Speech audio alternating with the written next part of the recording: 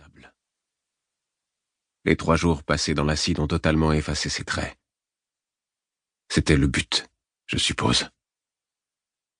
Celui qui l'a tué a aussi placé des annuaires téléphoniques sur ses mains, pour les maintenir sous la surface. L'acide a dissous ses empreintes digitales, mais aussi toute la structure métacarpienne sous-jacente. À moins d'un gros coup de veine avec les empreintes dentaires, les gars de la médecine légale du NYPD vont avoir un mal fou à mettre un nom sur ce corps. Dans des endroits comme celui-ci, où on a le sentiment que l'enfer est encore accroché au mur, il vous vient parfois de drôles d'idées. Cette jeune femme sans visage me fait penser à une vieille chanson de Lennon-McCartney, Eleanor Rigby, qui gardait son visage dans un pot à côté de la porte. Pour moi, la victime s'appellera désormais Eleanor. L'équipe de la scène de crime est loin d'avoir fini son boulot. Mais nul ne doute, sur place, qu'Eleanor a été tuée au cours de l'acte sexuel. Le matelas dépassant à moitié du sommier, les draps froissés, une giclée brune de sang artériel décomposée sur la table de chevet. Les plus tordus pensent qu'il l'a égorgée alors qu'il était encore en elle. Le pire, c'est qu'ils ont peut-être raison. Quelle que soit la façon dont elle est morte, que les optimistes, s'ils s'en trouvent, se rassurent. Elle ne s'est pas rendue compte de ce qui lui arrivait. Jusqu'au tout dernier moment, en tout cas. Le Met ou Cristal y aura veillé.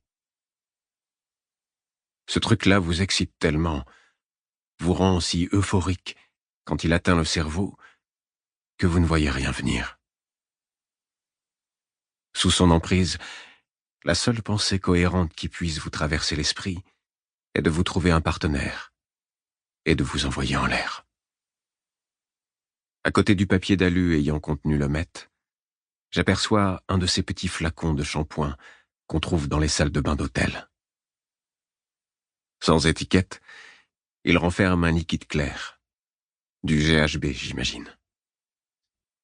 Très recherché ces temps-ci dans les recoins les plus sombres du web. À forte dose, ça remplace le Rohypnol, la meilleure drogue du violeur en ce moment. La plupart des événements musicaux en sont inondés. Les habitués des boîtes de nuit s'en envoient une petite capsule pour couper le Met et atténuer le risque de paranoïa.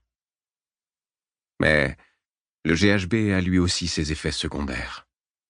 Une perte d'inhibition et un plaisir sexuel plus intense. Easy Lay, c'est un des noms qu'on lui donne dans la rue.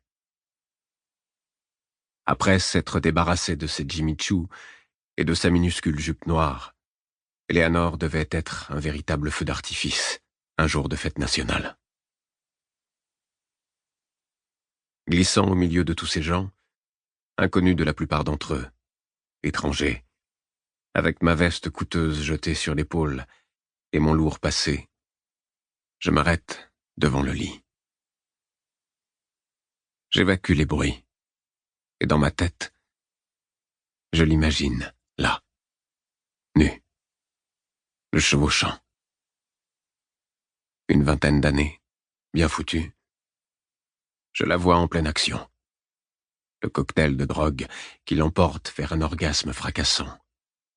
La température qui grimpe en flèche. Les seins gonflés qui retombent. Le cœur qui s'emballe sous les assauts du désir et des molécules chimiques. Le souffle haletant. La langue humide qui cherche son chemin, dardée en quête de celle de son partenaire. Le sexe aujourd'hui, c'est pas pour les petites natures. La lumière fluorescente des enseignes de bars alignées de l'autre côté de la rue devait tomber sur les mèches blondes de sa coiffure très tendance et se refléter sur une montre de plongée Panerai. D'accord, c'est une fausse, mais elle est bien imitée. Je connais cette femme. Nous la connaissons tous. Ce genre-là, tout au moins. On les voit dans l'énorme nouvelle boutique Prada de Milan. Pour continuer à écouter ce livre audio gratuitement, cliquez sur le lien dans la description et vous pourrez l'écouter en entier sans frais grâce à l'essai de 30 jours d'Audible.